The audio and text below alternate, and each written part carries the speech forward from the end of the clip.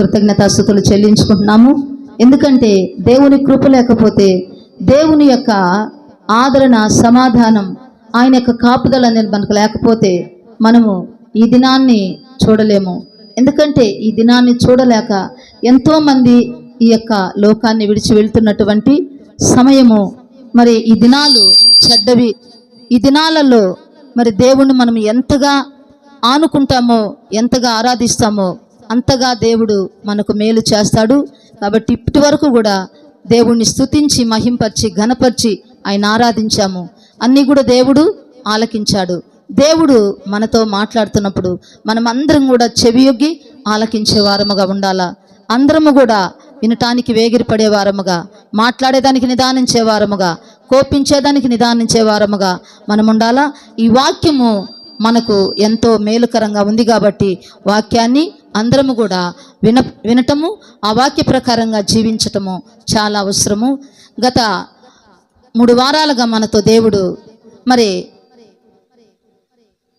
నిర్లక్ష్యపరచటము, నిర్లక్ష్య ధోరణి అంటే ఏటిల్లో మనము నిర్లక్ష్యంగా ఉంటున్నాము, దేవుణ్ణి ఎలా మనము నిర్లక్ష్యపరుస్తున్నాము, దేవుణ్ణి ఏ విధంగా మనము మరి ఆరాధిస్తున్నాము అన్న విషయాన్ని బట్టి మొదటగా మన మధ్యనున్నటువంటి దేవుణ్ణి మనము నిర్లక్ష్యపరిచే వారముగా ఉన్నాము. అలా మనం ఉండకుండా దేవుణ్ణి మహింపరిచే వారముగా మనం ఉండాలా. అదేవిధంగా దేవుని యొక్క నామాన్ని మనము నిర్లక్ష్యపరిచే వారముగా ఉండామని, దేవుని యొక్క నామాన్ని మనము ఎంతగా గణపరుస్తామో అంతగా దేవుడు మనల్ని హెచ్చించి దీవిస్తాడు. అదేవిధంగా ధర్మశాస్త్రాన్ని అనగా వాక్యాన్ని మనము నిర్లక్ష్యం చేస్తున్నాము. వాక్యాన్ని మనం నిర్లక్ష్యం చేసినప్పుడు దేవుడు మన పట్ల ఏ విధంగా విముఖతను చూపిస్తాడో మనము గత వారములో తెలుసుకున్నాము. అదేవిధంగా దేవుడిచ్చినటువంటి రక్షణను మనం నిర్లక్ష్యం చేయకూడదు. ఎందుకంటే ఆ శిలువ యాగాన్ని, ఆ శిలువలో మరి యేసు ప్రభు అనుభవించినటువంటి ఆ బాధలు, ఆ శ్రమలు, ఆ యొక్క కలవరలో మన కొరకు ఆ రక్షణ కార్యాన్ని సిద్ధపరిచి మనకిచ్చినటువంటి దేవుడు ఆ రక్షణను మనము నిర్లక్ష్యం చేయకుండా, ఆ రక్షణ ఎరగనటువంటి వారికి ఆ రక్షణను గురించి మనం చెప్పేవారముగా, మనకిచ్చిన రక్షణ మనం కడమట్టుకు కాపాడుకునే వారముగా ఉండాలని దేవుడు మనకు తెలియజేసినాడు. అదేవిధంగా ఈ దినము దేవుని యొక్క వాక్యము మరి ప్రవచించుట నిర్లక్ష్యము చేయకుడి. ప్రవచించుట నిర్లక్ష్యం చేయకుడి అంటే ప్రవచన వరాన్ని నిర్లక్ష్యం చేయొద్దు. ప్రవచించుట అంటే బోధించుట, మనకిచ్చిన తలాంతుని మనము వృద్ధి చేసుకోవట, మనకిచ్చిన తలాంతును మనము ఉపయోగించుట, ఏ తలాంతును దేవుడు మనకిచ్చున్నాడో దాన్ని గుర్తెరుగుట, దాన్ని గమనించి ఆ తలాంతును మనము వృద్ధి చేయటం అన్నమాట. దేవుడు మనకిచ్చినటువంటి ఈ యొక్క వరాన్ని మనము నిర్లక్ష్యము చేయకూడదు. ప్రవచన వరాన్ని నిర్లక్ష్యం చేయకూడదు అని దేవుని యొక్క వాక్యములో మనము చూద్దాము. 1 దశలోనికి రాసిన పత్రిక 5వ అధ్యాయము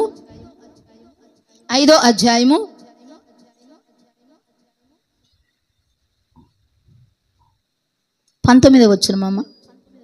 ప్రవచించుటను నిర్లక్ష్యము చేయకుడి, ఆత్మను ఆర్పకుడి, ప్రవచించుటను నిర్లక్ష్యం చేయకుడి, సమస్తమును పరీక్షించి మేలైన దానిని చేపట్టుడి. చాలమ్మా. ఇక్కడ మరి పౌలు గారు దెస్సలోనికలకు తెలియజేస్తున్నటువంటి మాట, ప్రవచించుట నిర్లక్ష్యము చేయొద్దు. ఎందుకంటే ప్రవచన వరాన్ని మనము కలిగి ఉండి ప్రవచించేటటువంటి కృపను మనకు దేవుడు అనుగ్రహించినప్పుడు ఆ కృపను మనం పోగొట్టుకునే వారముగా ఉండకూడదు. ప్రవచించుట అంటే బోధించటము, ప్రవచించుట అంటే బోధించటము. మరి ఆ ప్రవచించటము, ఆ బోధించటము అనేది మనము చేయకపోతే సంఘము అభివృద్ధి చెందదు, ఆత్మలు అభివృద్ధి చెందదు, ఆత్మలు క్షేమంగా ఉండవు. కాబట్టి మనము ఈ విషయాన్ని గమనించుకోవాలా. సంఘములో మనము అన్ని కార్యాలను చాలా ఎక్కువ సమయాన్ని తీసుకుంటూ మనం చేస్తూ ఉంటాము. అన్ని కార్యాలకు మనం సమయాన్ని హెచ్చిస్తూ ఉంటాం, కానీ వాక్యానికి అక్కడికి వచ్చే కలికి ఏమంటాము వాక్యానికి అక్కడికి వచ్చే కలికే కొంచెము తగ్గిస్తే బాగుంటుంది అని అంటాము. అన్నీ దేవుడు మరి మనము పాటలు పాడుతున్నాము, స్తుతిస్తున్నాము, సాక్ష్యాలు చెప్తున్నాము, ప్రార్థన చేస్తున్నాము, అన్నిటికీ కూడా అన్ని కార్యాలకి కూడా మనము ఏం చేస్తున్నాము, సమయాన్ని చాలా ఎక్కువగా తీసుకుంటున్నాము. కానీ వాక్యానికి అక్కడికి వచ్చే కలికే చాలా తక్కువ సమయం, 30 నిమిషాలు, లేదంటే 20 నిమిషాలు, లేదంటే ఒక 5 నిమిషాలు కూడా. ఇన్ని కార్యాలకు మనము సమయాన్ని హెచ్చించిన వారము, వాక్యానికి మనము సమయాన్ని హెచ్చించలేము. అందుకే బోధించే వారికి చెప్తున్నాడు, ప్రవచించే వారికి చెప్తున్నాడు, ప్రవచించుట నిర్లక్ష్యం చేయొద్దు. బోధించటము మీరు నిర్లక్ష్యం చేయకూడదు. ఎందుకంటే సంఘం అభివృద్ధి చెందాలంటే, ఆత్మలు అభివృద్ధి చెందాలంటే, ఆత్మలు పెంపొందాలంటే, సంఘం ఎదుగుదల కావాలంటే, సంఘ క్షేమము మరి మనం చూడాలనుకుంటే, ఆత్మల క్షేమము మనం చూడాలనుకుంటే దేవుని యొక్క వాక్యాన్ని బోధించాలా. దేవుని యొక్క వాక్యాన్ని మనము నిర్లక్ష్యం చేయకూడదు. అదే 1 కొరింథీయులకు రాసిన పత్రిక పౌలు గారు తెలియజేస్తున్నాడు 14వ అధ్యాయములో, 14వ అధ్యాయము 1వ వచనం నుంచి, ప్రేమ కలిగి ఉండుటకు ప్రయాసపడుడి, ఆత్మ సంబంధమైన వరములను ఆసక్తితో అపేక్షించుడి, విశేషముగా మీరు ప్రవచన వరమును అపేక్షించుడి. ఎందుకనగా భాషతో మాట్లాడువాడు మనుషులతో కాదు, దేవునితోనే మాట్లాడుచున్నాడు. మనుషుడెవడును గ్రహింపడు గాని వాడు ఆత్మ వలన మర్మములను పలుకుచున్నాడు. క్షేమాభివృద్ధియు హెచ్చరికయు ఆదరణీయు కలుగునట్లు ప్రవచించువాడు మనుషులతో మాట్లాడుచున్నాడు. భాషతో మాట్లాడువాడు తనకే క్షేమాభివృద్ధి కలగజేసుకొనును గాని ప్రవచించువాడు సంఘమునకు క్షేమాభివృద్ధి కలుగు చేయను. కాబట్టి సంఘము క్షేమాభివృద్ధి చెందాలంటే, సంఘము ఎదగాలంటే, సంఘము అభివృద్ధి చెందాలంటే, ఆత్మలు అభివృద్ధి చెందాలంటే, ఆరోగ్యదాయకంగా ఉండాలంటే, ఆశీర్వాదకరంగా ఉండాలంటే, ఆత్మీయంగా నడవాలంటే, ఆత్మీయతలో ఎదగాలంటే, మరి ఉన్నటువంటి దేవునికి ఆయాస్కరమైనటువంటి వాటినన్నిటిని కూడా తీసేసుకోవాలంటే ఈ వాక్యాన్ని మనము వినాలా. ఈ వాక్యము చెప్పడానికి మరి ఏర్పరచబడ్డవారు ఆ వాక్యాన్ని మనము నిర్లక్ష్యం చేయకూడదు. ప్రవచన వరాన్ని దేవుడు మనకిచ్చినప్పుడు ఆ ప్రవచన వరాన్ని మనము నిర్లక్ష్యం చేయకూడదు. ఎందుకంటే భాషతో మాట్లాడేవారు ఎవరితో మాట్లాడుతున్నాడంట? దేవునితో మాట్లాడుతున్నాడు. అది దేవునికి మాట్లాడేటటువంటి వ్యక్తికి మాత్రమే తెలుస్తుంది. కానీ ప్రవచించేటటువంటి వారు ఎవరితో మాట్లాడుతున్నారు? సంఘముతో మాట్లాడుతున్నారు. కాబట్టి వారికి మేలు కలగాల, వారికి అభివృద్ధి కలగాల, వారికి ఆశీర్వాదం కలగాల. అందుకే ఏమంటున్నాడు? సంఘాభివృద్ధి కొరకు, సంఘ ఎదుగుదల కొరకు, సంఘ శ్రేయస్సు కొరకు, సంఘ క్షేమము కొరకు, ఆత్మల క్షేమము కొరకు ప్రవచన వరమును నిర్లక్ష్యం చేయకూడదు. మనము నిర్లక్ష్యం చేయకుండా దాన్ని మనకిచ్చినటువంటి ఆ వరాన్ని మనము ఉపయోగించాలా, వినియోగించుకోవాలా.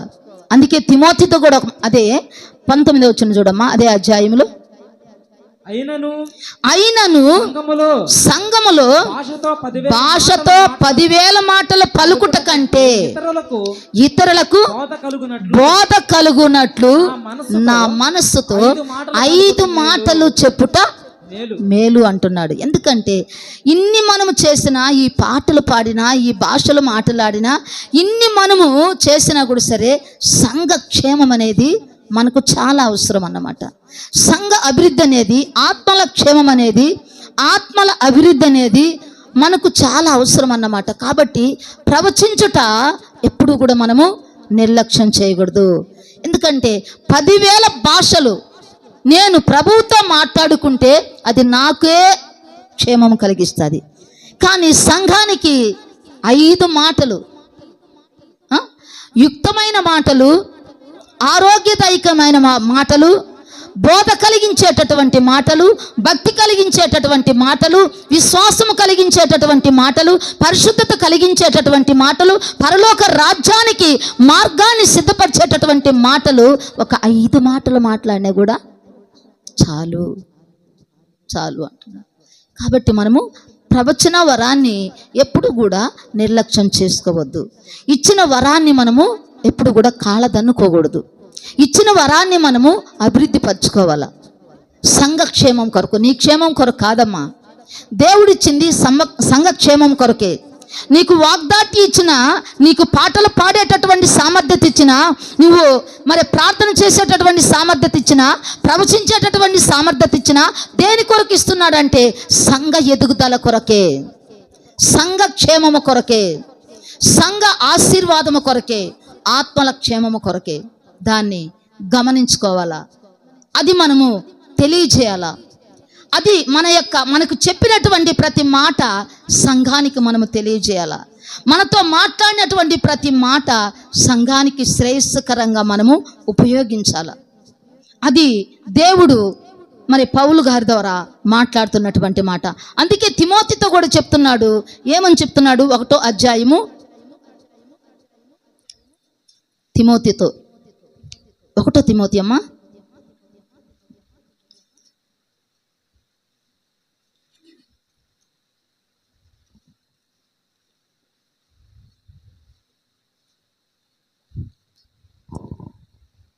13వ వచనం, 4:13వ వచనం, 4వ అధ్యాయము 13వ వచనం. నేను వచ్చు వరకు చదువుట యందును హెచ్చరించుట యందును బోధించుట యందును జాగ్రత్తగా ఉండుము. పెద్దలు హస్తనిక్షేపణం చేయగా ప్రవచన మూలమున నీకు అనుగ్రహింపబడి నీలో ఉన్న వరమును అలక్ష్యము చేయకము. నీ అభివృద్ధి అందరికీ తేటగా కనబడు నిమిత్తము వీటిని మనస్కరించుము. వీటి యందు సాధకం చేసుకొనుము. నిన్ను గూర్చియు నీ బోధన గూర్చియు జాగ్రత్త కలిగి ఉండుము. వీటిలో నిలకడగా ఉండుము. నీవిలాగో చేసి నిన్నును నీ బోధ వినువారిని రక్షించుకొందువు. తిమోతితో పౌలు గారు చెప్తున్నటువంటి మాట. చదువుటి యందును బోధించుటి యందును హెచ్చరించుటి యందును జాగ్రత్త కలిగి ఉండు. నీకిచ్చినటువంటి ప్రవచన వరాన్ని నువ్వు అలక్ష్యం చేయబాక, దాన్ని నిర్లక్ష్యం చేయబాక. ఎందుకంటే నీ అభివృద్ధి, సంఘ అభివృద్ధి, నీ బోధలో నీ బోధ వినేవారిలో జాగ్రత్తగా ఉండు. జాగ్రత్తగా ఉండి నీ బోధ విన్నవారిని నిన్ను నువ్వు కాపాడుకుంటావు. ఎందుకు చెప్తున్నాడు ఆ మాట అంటే 2వ పత్రికలో చూడమ్మా, 4వ అధ్యాయము, 2వ పత్రికలో 3వ అధ్యాయము 16వ వచనము. దైవజనుడు సన్నద్ధుడై ప్రతి సత్కార్యమునకు పూర్ణముగా సిద్ధపడి ఉండునట్లు దైవావేశము వలన కలిగిన ప్రతి లేఖనము ఉపదేశించుటకును ఖండించుటకును తప్పుదిద్దుటకును నీతి యందు శిక్ష చేయుటకును ప్రయోజనకరమై ఉన్నది. ఇది ప్రయోజనకరమైనది అందరికీ కూడా. దైవజనుడైనటువంటి వాడు సన్నద్ధుడై ప్రతి సత్కార్యమునకు పూర్ణముగా సిద్ధపడి ఇవన్నీ కూడా సంఘానికి తెలియచేయటము మంచిది.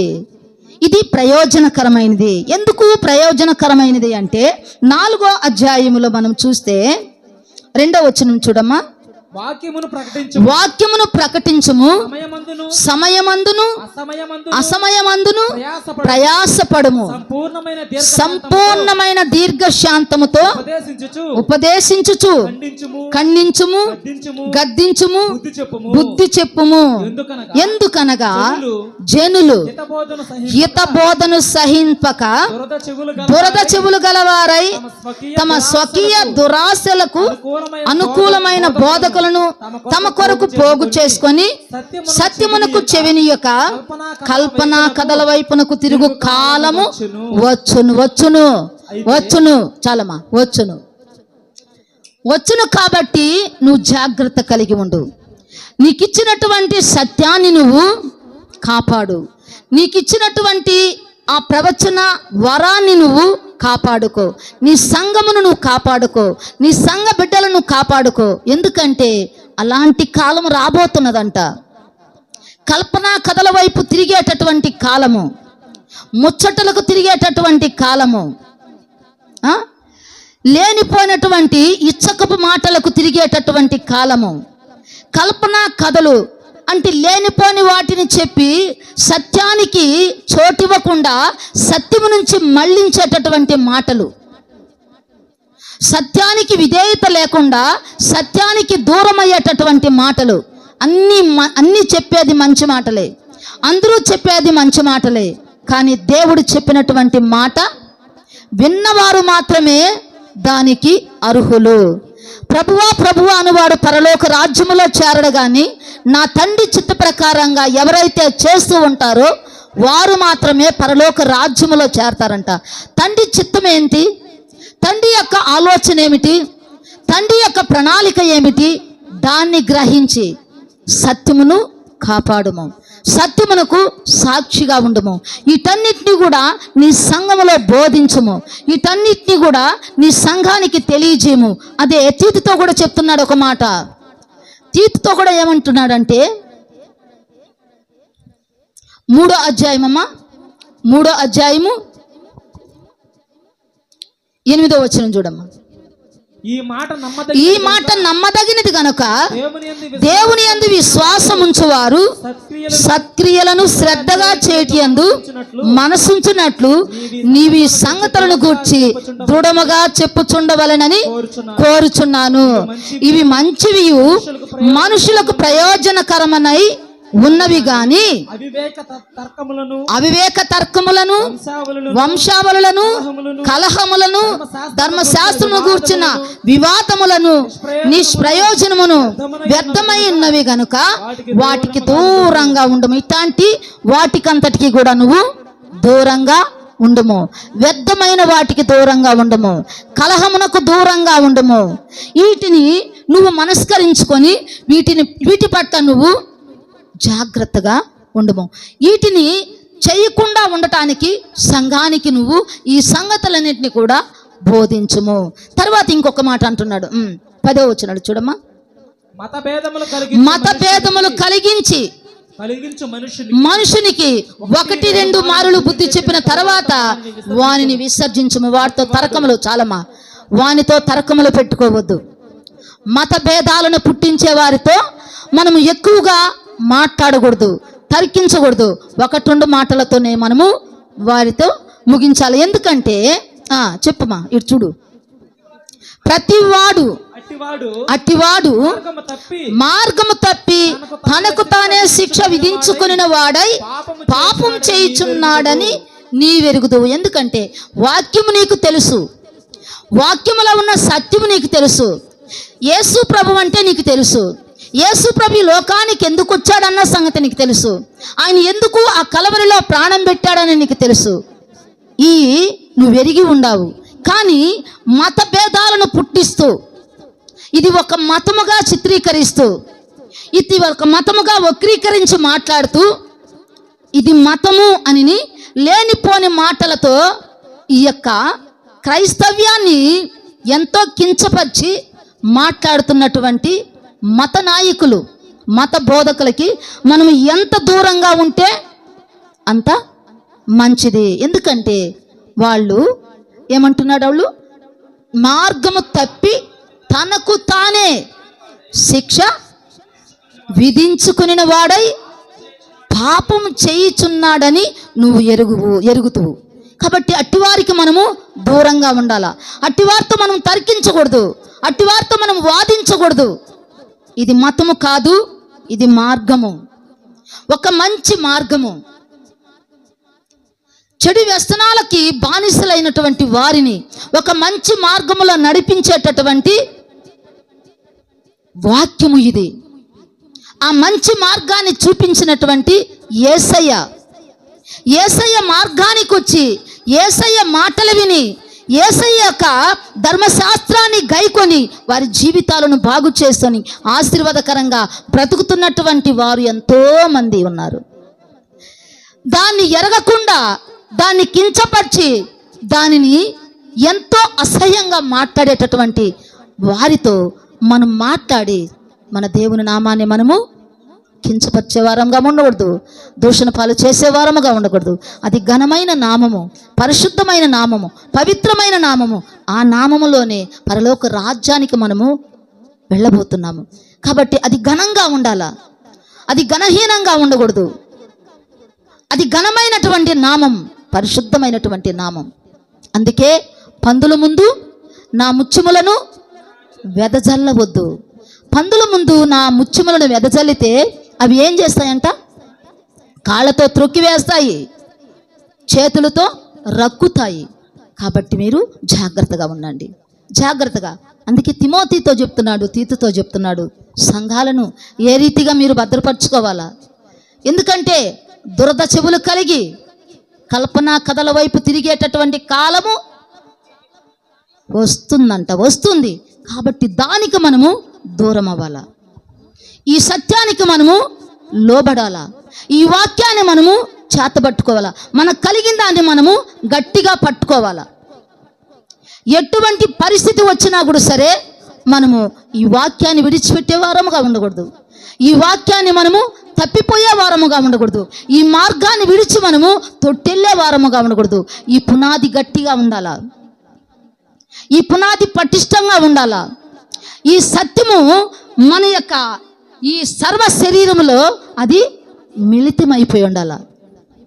ఆహారము తింటే ఏ రీతిగా జీర్ణం చేసుకుంటున్నామో, అది అన్నిటికీ కూడా ఏ రీతిగా శక్తిని ఇస్తున్నదో, అదే రీతిగా ఈ వాక్యము కూడా మన జీవితాలకు, ఈ శరీరానికి, మన బ్రతుకుకు, మన పరిశుద్ధ జీవితానికి ఇది ఎంతో అమూల్యమైనటువంటి మాట. కాబట్టి నీ సంఘాన్ని, నీ బోధ విన్నవారిని, నిన్ను నువ్వు కాపాడుకుంటావు.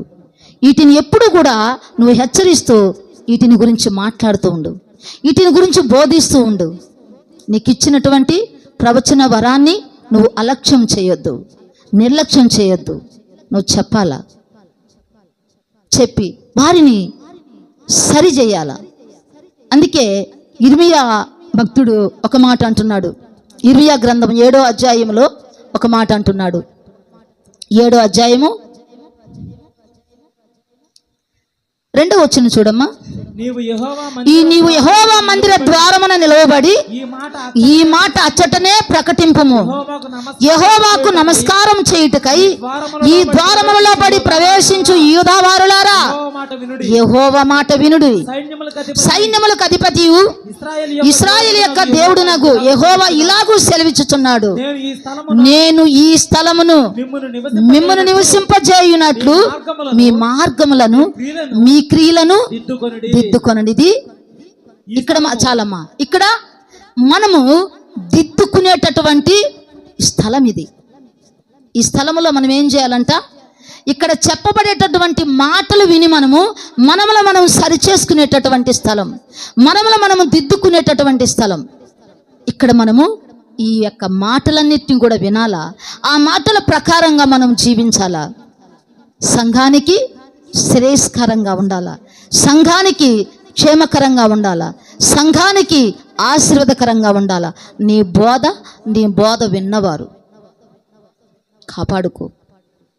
నువ్వు ఈ యొక్క వరాన్ని నువ్వు అలక్ష్యం చేయకుండా, నిర్లక్ష్యం చేయకుండా వీటన్నిటిని కూడా నువ్వు బోధించు, మంచి మార్గంలో వారిని నడిపించు.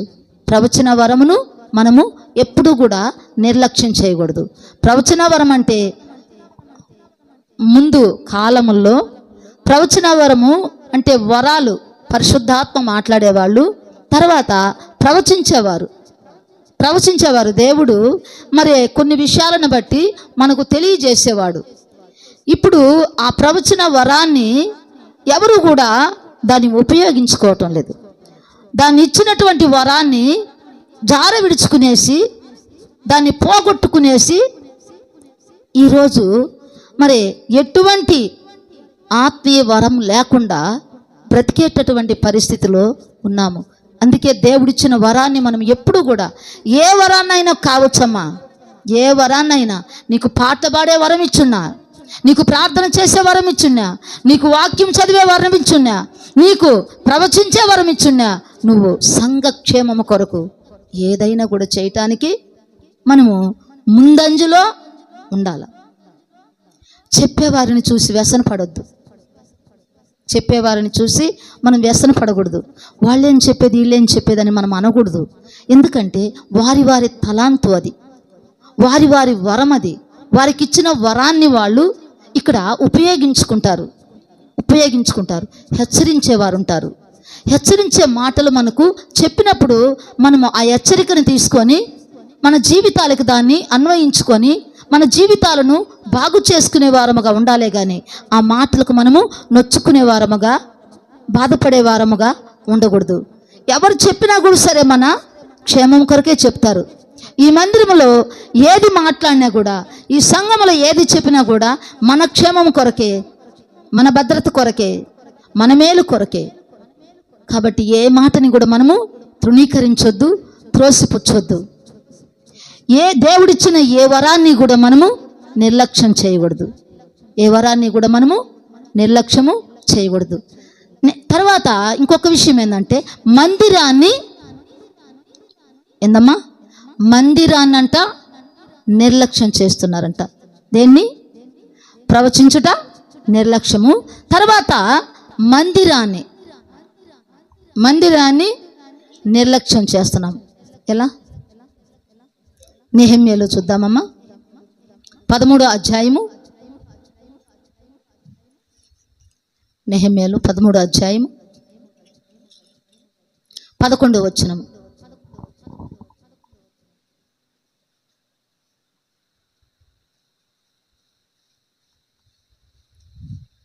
నేను అధిపతులతో పోరాడి దేవుని మందిరమును ఎందుకు లక్ష్య పెట్టలేరని అడిగి వారిని సమకూర్చి తమ స్థలములలో ఉంచితిని. నెహెమ్యా 13:11 వచనము.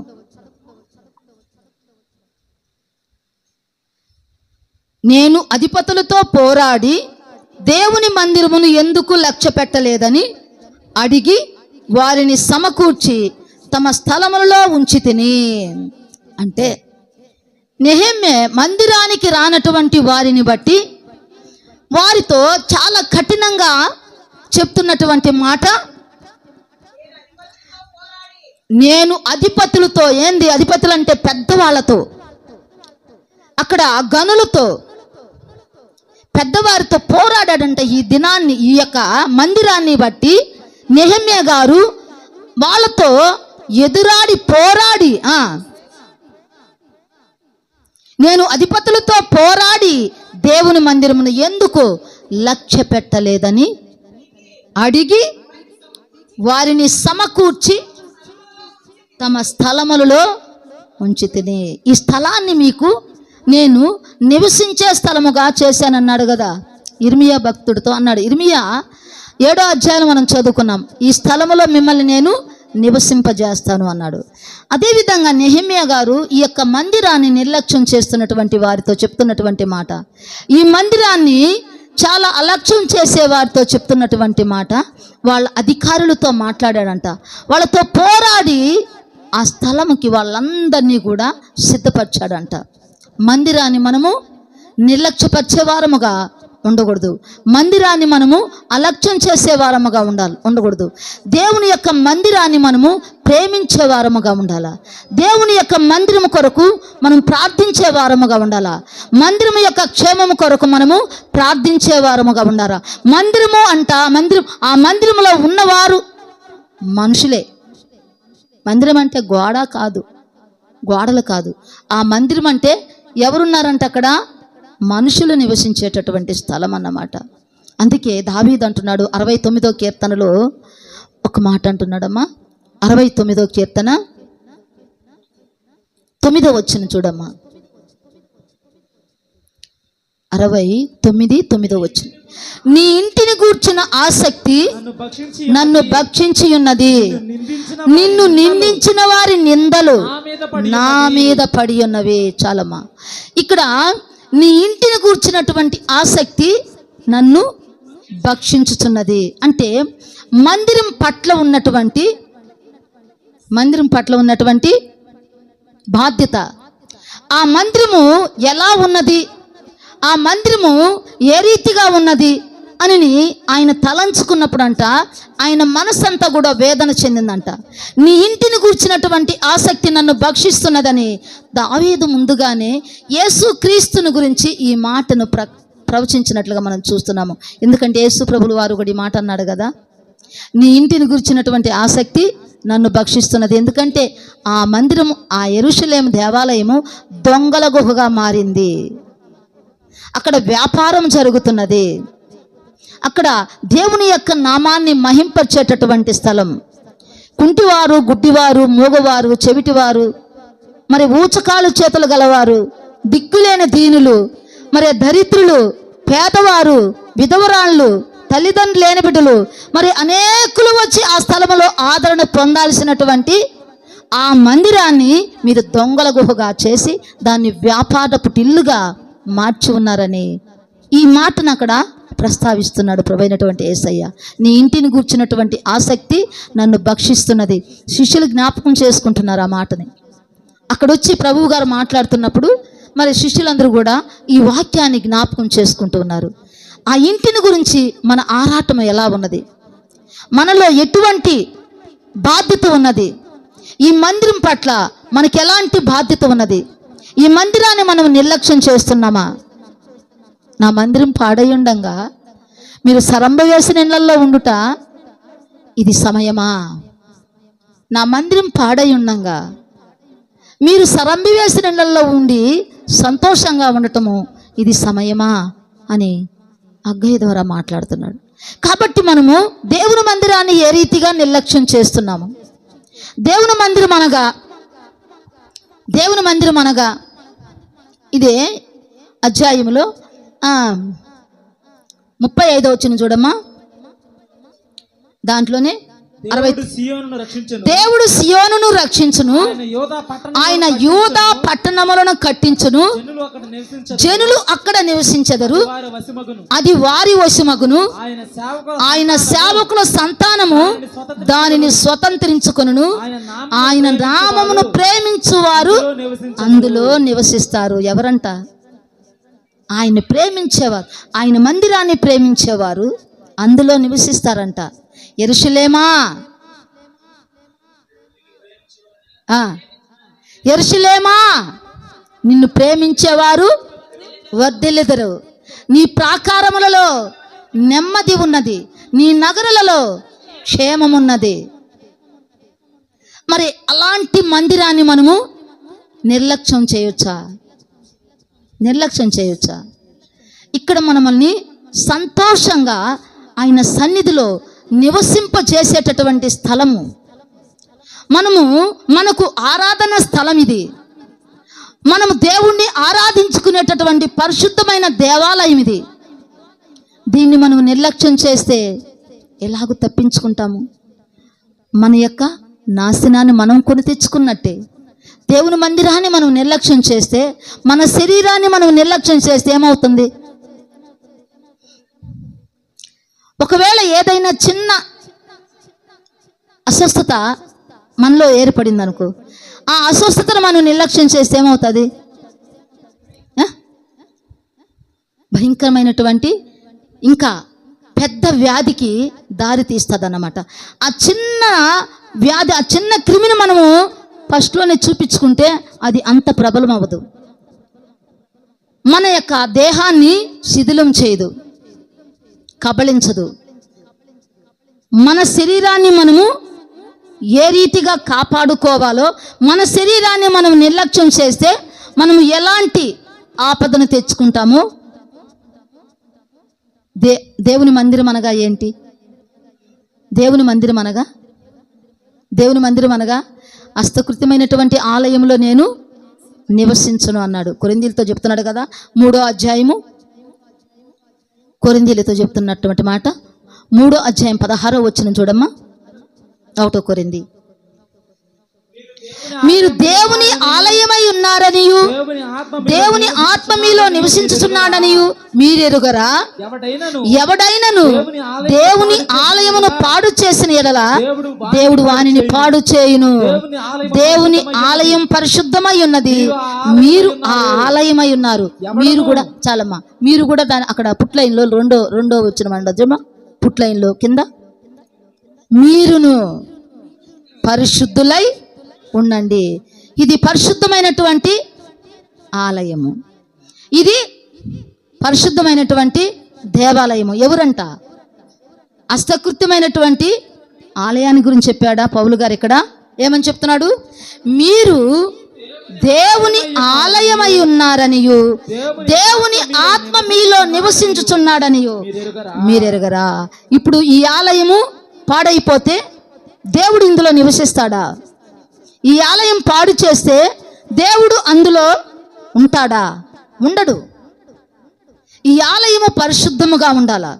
ఈ ఆలయం పరిశుద్ధంగా ఉన్నప్పుడు ప్రభువు అందులో నివసిస్తాడు. ఎందుకంటే మన దేహమే దేవుని యొక్క ఆలయము. హస్తకృత్యమైనటువంటి ఆలయాల్లో నివసించేటటువంటి వాడు కాదు అని పౌలు గారు మరి ఒక దగ్గర మనము రాయబడి ఉండగా చూస్తున్నాము. అదేవిధంగా మనము ఆయన ఆలయము. కొంతమంది మాట్లాడుతూ ఉన్నారు, అసలు దేవుని ఈ యొక్క చర్చిల గురించి మాట్లాడుతూ ఉంటే ఆలయమని లేదు కదా అంటున్నారు.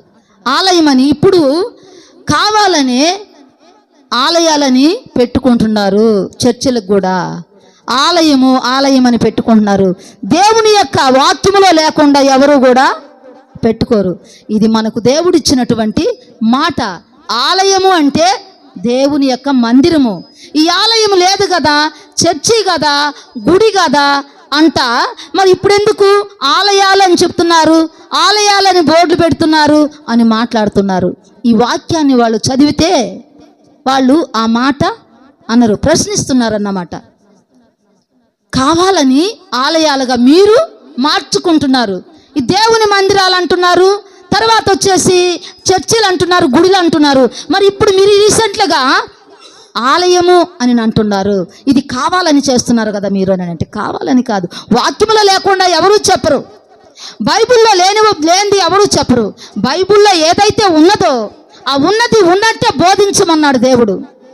ఒక మాట కూడా తప్పిపోకూడదు, ఒక సున్నాయి కూడా తప్పిపోకూడదు.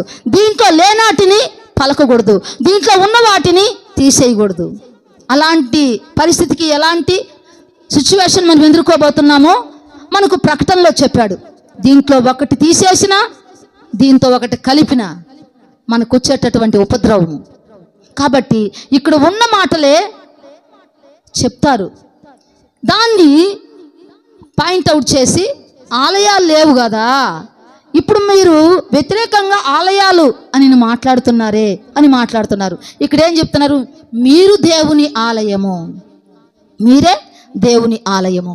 ఆలయములో దేవుడు నివసిస్తున్నాడు కాబట్టి పరిశుద్ధముగా ఉండాలి. అదే 6వ అధ్యాయము 19వ వచనం చూడమ్మా. 6వ అధ్యాయం, మీ దేహము దేవుని వలన మీకు అనుగ్రహింపబడి మీలోనున్న పరిశుద్ధాత్మకు ఆలయమై ఉన్నదని మీరెరుగరా? మీరు మీ సొత్తు కారు, విలువ పెట్టి కొనబడిన వారు గనక మీ దేహముతో దేవునిని మహిమపరచుడి. మందిరము మన యొక్క ఆలయము, ఇది దేవుడు నివసించేటటువంటి ఆలయం. ఈ ఆలయాన్ని పాడు చేస్తే, మన శరీరాన్ని మనం పాడు చేసుకుంటే పాపమే. దేవుని ఆలయాన్ని పాడు చేస్తే పాపమే. దేవుని ఆలయాన్ని నిర్లక్ష్యం చేస్తే, దేవుని మందిరాన్ని నిర్లక్ష్యం చేస్తే అది పాపమే, పాపమే. అందుకే తిమోతితో చెప్తున్నాడు పౌలు గారు 3వ అధ్యాయము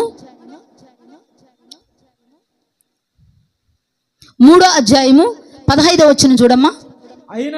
అయినను నేను ఆలస్యం చేసిన యెడల దేవుని మందిరములో అనగా జీవముగల దేవుని సంఘములో జనులేలాగు ప్రవర్తింపవలయను అది నీకు తెలియవలనని ఈ సంగతులు నీకు రాయిచున్నాను. జీవం కలిగిన దేవుని ఆలయము, ఇది దేవుని మందిరము, ఇది జీవం కలిగిన సంఘాన్ని కూడా మందిరము, సంఘము మందిరము. ఈ మందిరాన్ని మనము నిర్లక్ష్యం చేస్తే, ఈ మందిరాన్ని మనము అలక్ష్యం చేస్తే, ఈ మందిరాన్ని మనము తూలనాడితే, మనం త్రోసిపుచ్చితే దేవుడు మనకు సహాయం చేస్తాడా? అందుకే దావీదు అంటున్నాడు, ఏమంటున్నాడంటే, యెహోవా మందిరమునకు వెళ్ళుదుమని జనులు నాతో అనినప్పుడు నేను సంతోషించాను.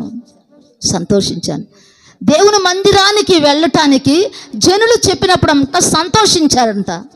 ఈరోజు మనం దేవుని మందిరానికి సంతోషంగా వస్తున్నామా? దేవుని మందిరానికి మనము ఆనందంగా వచ్చి దేవుణ్ణి ఆరాధిస్తున్నామా? యెరూషలేమా, నిన్ను ప్రేమించేవారు వర్ధిల్లుతారు, నీ ప్రాకారములలో నెమ్మది ఉన్నది, నీ నగరాలలో క్షేమం ఉన్నదని దేవుని యొక్క వాక్యము ఎంతో మనకు స్వరమెత్తి మనకు ఉపదేశిస్తుండగా దాన్ని మనం ఎంతవరకు తీసుకుంటున్నాము? ఎంతవరకు దాన్ని మన జీవితంలోనికి మనము ఆహ్వానిస్తున్నాము? దావీదు అంటున్నాడు, దేవుని మందిరానికి వెళ్ళుదుమని జనులు నాతో అనినప్పుడు నేను సంతోషించి ఆనందించాను అన్నాడు. ఎందుకు దేవుని మందిరానికి వెళ్ళేదానికి ఎందుకు అంత సంతోషము? 84వ కీర్తనలో కోరాహు కుమారులు కూడా అంటున్నారు. చదవమ్మా, 84:2 వచనం చూడమ్మా.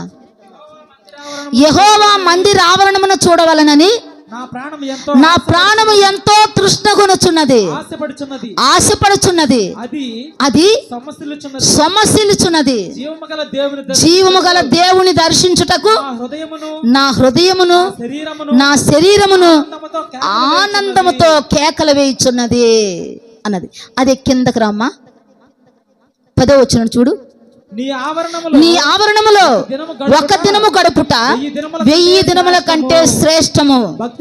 భక్తిహీనుల గుడారములో నివసించుట కంటే నా దేవుని మందిర ద్వారమునొద్ద ఉండుట నాకు ఇష్టము. ఆయన మందిర ద్వారమునొద్ద ఉండుట నాకు ఇష్టము అని ఆ మందిరాన్ని గురించి ఎంత గొప్పగా వాళ్ళు చెప్తున్నారు, మనం చదువుతున్నాము. మరి ఈనాడు మనము దేవుని మందిరాన్ని ఎంత నిర్లక్ష్యం చేస్తున్నాము, ఎంత నెగ్లెక్ట్ చేస్తున్నాము? మరి దావీదు దేవుని మందిరాన్ని ఏ రీతిగా ప్రేమించాడు, దేవుని యొక్క వాక్యాన్ని ఏ రీతిగా ప్రేమించాడు? ఎందుకు ప్రేమించాలా? దేవుని వాక్యాన్ని ఎందుకు ప్రేమించాలా? దేవుని మందిరాన్ని ఎందుకు ప్రేమించాలా అని అంటే 27వ కీర్తన చూడమ్మా. 27వ కీర్తన చూడు.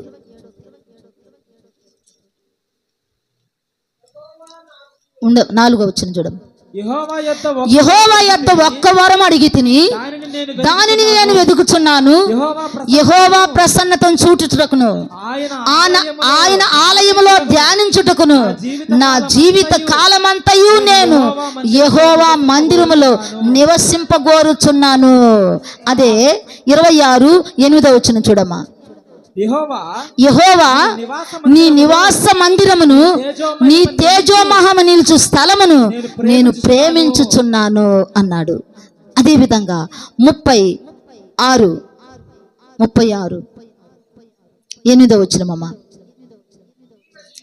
నీ మందిరము యొక్క సమృద్ధి వలన వారు సంతృప్తి నందుచున్నారు, నీ ఆనంద ప్రవాహములోనిది నీవు వారికి త్రాగనిచ్చుచున్నావు. అదే 65వ కీర్తన చూడమ్మా. 4 నీ ఆవరణములో నివసించున్నట్లు నీవు చేర్చుకున్నవాడు ధన్యుడు. నీ పరిశుద్ధ ఆలయము చేత నీ మందిరములోని మేలు చేత మేము తృప్తి పొందుచున్నాము. ఆయన మందిరములో ఉన్న మేలు, ఆయన మందిరములో ఉన్న దీవెన, ఆయన మందిరములో ఉన్న కృపలు, ఆయన మందిరములో ఉన్న సంతోషము, ఆయన సన్నిధిలో ఉన్నటువంటి ఆ ప్రసన్నతను చూసి ఆ సమృద్ధిని, ఆ సంతృప్తిని చెందుతున్నారంట. అదే రెండవ దిన వృత్తాంతాలు 7వ అధ్యాయము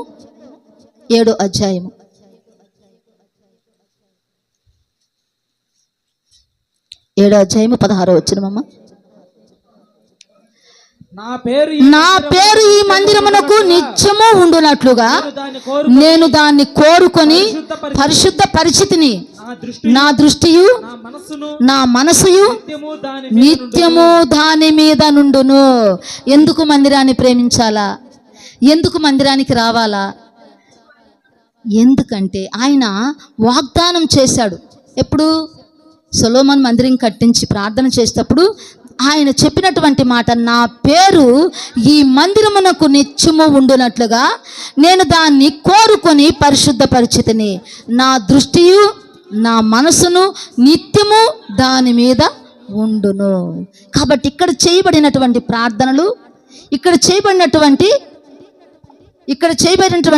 ప్రార్థనలు దేవుని యొక్క సముఖంలోనికి వెళతాయి, దేవుని యొక్క కృపల్లోనికి వెళతాయి. కాబట్టి దేవుని మందిరాన్ని మనము నిర్లక్ష్యం చేయకూడదు, దేవుని మందిరాన్ని నెగ్లెక్ట్ చేయకూడదు. రేపు పోదాంలే అని అనుకోకూడదు. తర్వాత ఇంకొక విషయము, దేవుని యొక్క దినాన్ని నిర్లక్ష్యం చేస్తున్నాము. దేవుని యొక్క దినం అనగా పరిశుద్ధ దినము, ఆదివారాన్ని మనము నిర్లక్ష్యం చేస్తున్నాము. దేవుడు ఏం చేశాడంట? ఆదివారాన్ని ఆశీర్వదించి, ఆదివారం అనగా ప్రభు పునరుద్ధానుడైనటువంటి దినము ఆదివారము పరిశుద్ధ దినము, ప్రభువుగా ఉన్నటువంటి దినము. ఈ విశ్రాంతి దినానికి నేను యజమానుడుగా ఉన్నాను. పాత నిబంధన కాలంలో విశ్రాంతి దినము, ఈ దినము పునరుద్ధాన దినం అంటే ప్రభువు లేచినటువంటి దినము, పునరుద్ధానుడైనటువంటి దినము. మగ్దలేని మరియ పెందల కడనే వచ్చి ఆ యొక్క ఆదివారం దేవుణ్ణి ఆరాధించినటువంటి దినము. అపోస్తలులందరూ కూడా కూడుకొని మేడగదిలో ఉన్నప్పుడు పరిశుద్ధాత్మ పంపబడినటువంటి దినం పరిశుద్ధ దినము. యోహాను భక్తుడు, అపోస్తలుడైనటువంటి యోహాను గారు మరి పరదైసుకు వెళ్ళిన ఆ యొక్క పద్మాస దీపానికి వెళ్ళినప్పుడు ఏ దినములో వెళ్ళాడు? ఆయన ప్రభువు దినములో నేను పరవాసినై పద్మాస దీపానికి వెళ్ళాను. ఎప్పుడు? ఆ దర్శనము ఏ దినము చూశాడు? పరిశుద్ధ దినము, ప్రభువు దినము. ఆ ప్రభువు దినాన్ని మనము నిర్లక్ష్యం చేయకూడదు. తండ్రి అయినటువంటి దేవుడు 6 దినాలు ఈ సృష్టిని అంతటినీ కూడా కలగజేశాడు. 7వ దినము ఆయన విశ్రమించి ఆ దినాన్ని ఆయన ఆశీర్వదించాడు, ఆ దినాన్ని ఆయన పరిశుద్ధపరిచినాడు. అందుకే నిర్గమాకాండంలో మనము చదువుతాం కదా, విశ్రాంతి దినాన్ని మనము ఆచరించాలా. ఎందుకు? తండ్రి అయినటువంటి దేవుడు 6 దినములు ఈ సృష్టిని అంతటినీ కూడా ఆయన కలుగు చేసి 7వ దినము ఆయన విశ్రమించి ఆ దినమును ఆయన ఆశీర్వదించి ఆ దినమును పరిశుద్ధపరిచి ఉన్నాడు. కాబట్టి ఆ దినాన్ని మనము నిర్లక్ష్యం చేయకూడదు. ప్రభు దినాన్ని మనము నిర్లక్ష్యం చేయకూడదు. ప్రభు దినములో ఎన్నో మేలులు, ఎన్నో స్వస్థతలు, ఎన్నో ఆదరణకరమైనటువంటి మాటలు, ఎన్నో దీవెనకరమైనటువంటి మాటలు, మన జీవితాలను బాగు చేసేటటువంటి మాటలు ఈ ప్రభు దినములో దేవుడు మనతో మాట్లాడేటటువంటి దినం ఇది. పరిశుద్ధ దినాన్ని మనం నిర్లక్ష్యం చేసేవారముగా ఉండకూడదు. అది మనకు కీడు. పరిశుద్ధ దినాన్ని మనము ఎప్పుడైతే మన స్వనీతి కార్యాలకు, మన విలాసాలకు, మన సొంత కార్యాలకు, మన వ్యక్తిగత కార్యాలకు ఆ దినాన్ని మనం ఎప్పుడైతే నిర్లక్ష్యం చేస్తామో అది మన యొక్క నాశనానికే. దేవుడు చెప్పినటువంటి ప్రతి మాటను కూడా మనము గైకొనాల, ఆ మాట ప్రకారంగా మనము జీవించాలా. దేవుడు చెప్పిన ప్రతి ఆజ్ఞను మనం పాటించాలా. దాన్ని మనము తృణీకరించకూడదు, త్రోసివేయకూడదు, నిర్లక్ష్యపరచకూడదు, అలక్ష్యం చేయకూడదు. ప్రభు దినాన్ని మనము పరిశుద్ధముగా దేవుని మందిరానికి రావాలా. 6 దినాలు పనిచేసుకోవాలా. 7వ దినం విశ్రాంతి దినము. ఆ దినమున ఆయన దేవుణ్ణి పరిశుద్ధంగా మనము మన శరీరాన్ని, మన ప్రాణాన్ని, మన దేహాన్ని, మన ఆత్మను, మన సర్వము ఆపాదమస్తకము దేవునికి అంకితము. అరికాల నుంచి నడినెత్తి వరకు కూడా ఆయనకు అంకితం చేసి ఆయన్ని పరిశుద్ధంగా ఆరాధించి ఆ దినములో ఆయన ఇచ్చేటటువంటి మేలును మనం పొందుకొని పరలోక రాజ్యానికి మనము వారసత్వాన్ని సంపాదించుకునేదానికి, పరలోక రాజ్యానికి మార్గాన్ని సిద్ధపరచుకునేదానికి ఇది మనకు ప్రతి ఆదివారము కూడా దిద్దబడేటటువంటి దినం, మనములు మనం దిద్దుకునేటటువంటి దినం, మనములు మనం సరిచేసుకునేటటువంటి దినం, మనములు మనము చక్కపరుచుకునేటటువంటి దినం, మనములు మనము పరిశుద్ధపరచుకునేటటువంటి దినము.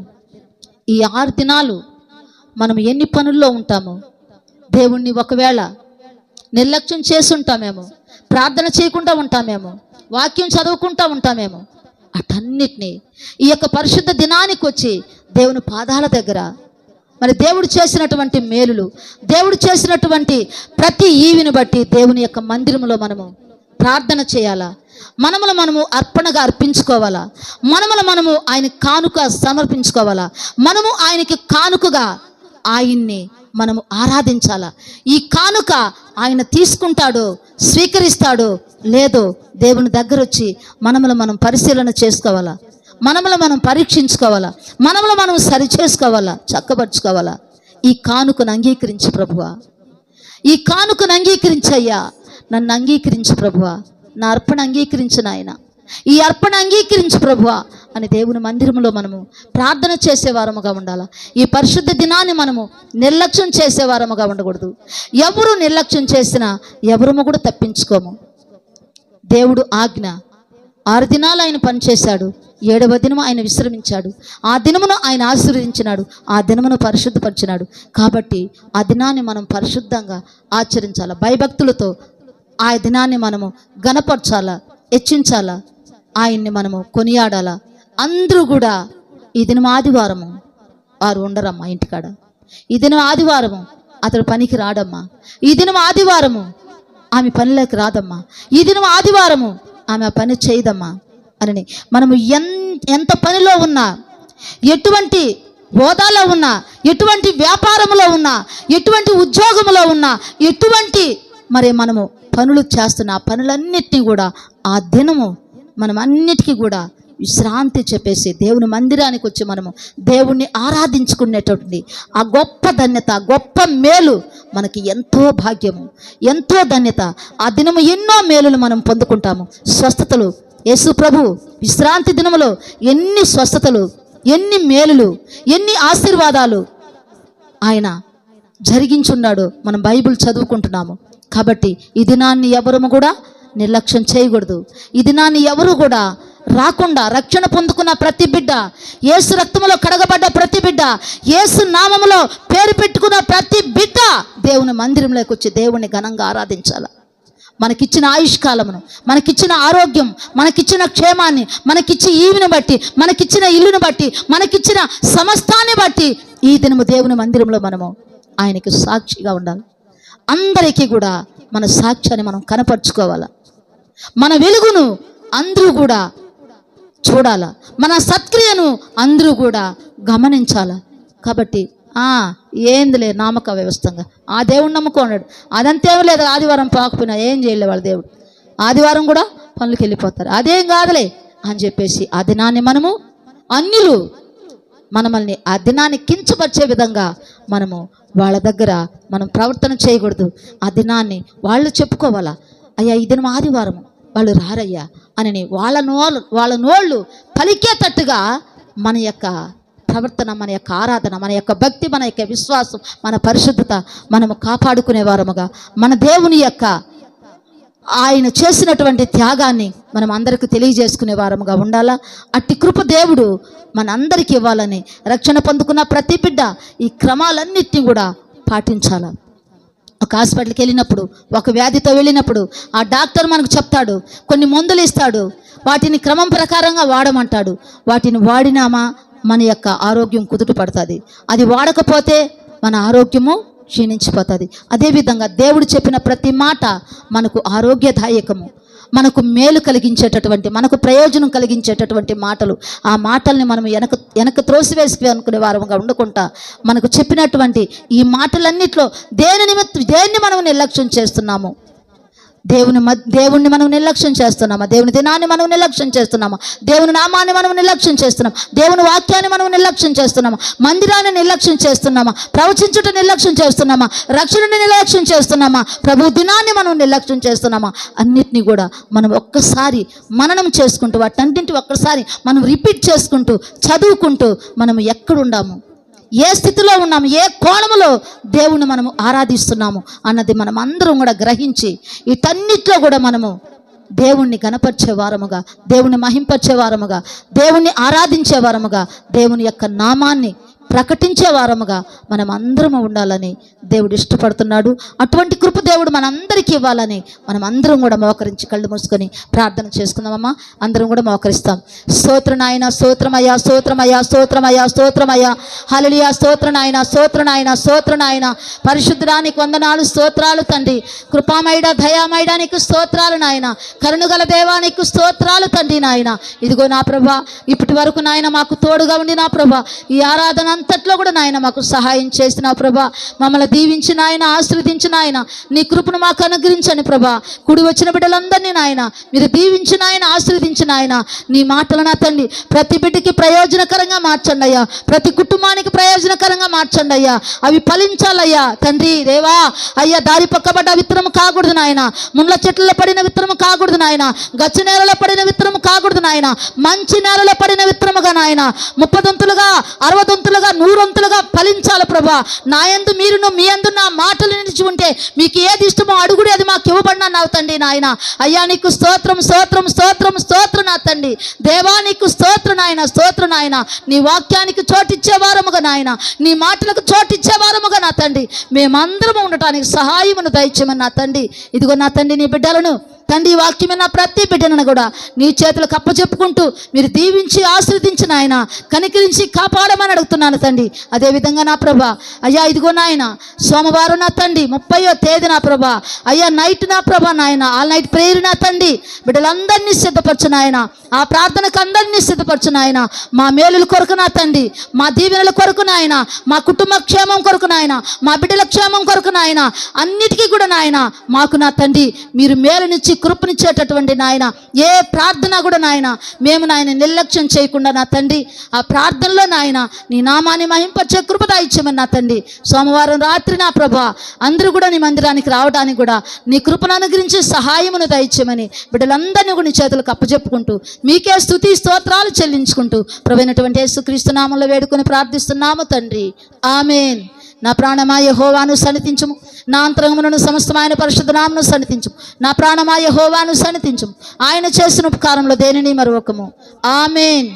హల్లెలూయా, హల్లెలూయా, హల్లెలూయా, హల్లెలూయా, హల్లెలూయా, హల్లెలూయా, హల్లెలూయా, హల్లెలూయా, ఆ హల్లెలూయా, ఆ హల్లెలూయా, ఆ హల్లెలూయా, ఆ హల్లెలూయా, హల్లెలూయా, హల్లెలూయా, హల్లెలూయా, హల్లెలూయా, హల్లెలూయా, హల్లెలూయా, హల్లెలూయా, హల్లెలూయా, హల్లెలూయా, హల్లెలూయా, హల్లెలూయా. దేవుడు మనలందరినీ కాచి కాపాడును గాక. ఆమేన్. అందరికీ కూడా వందనాలమ్మా.